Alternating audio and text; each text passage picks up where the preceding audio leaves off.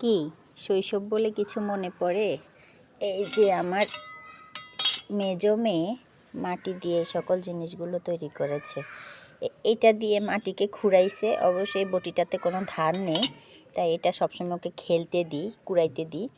আর এই হচ্ছে সেই স্পেশাল পাত্র যেটাতে মাটিটাকে গোলানো হয়েছে।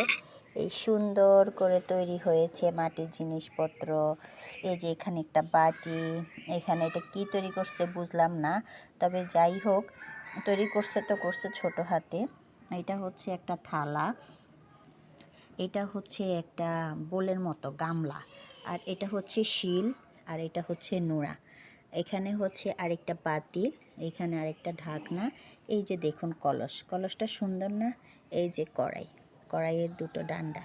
সব কিছু তৈরি করার পর সুন্দর করে এনে ছাদে শুকাতে দিয়েছে। মাশাল্লাহ, আমার মেয়ে পরিপাটি।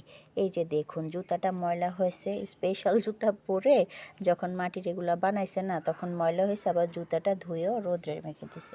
আল্লাহ ভালো রাখুক। বাচ্চাদের শৈশব কখনো তাদের কাছ থেকে কেড়ে নেবেন না, যা ইচ্ছে তা করুক। এক সময় এই সময়টা চলে গেলে আর কখনো ফিরে পাবে না, আর আমাদের মতো আফসোস করবে। তাই ওদের শৈশবটা না কেড়ে নেওয়াই ভালো।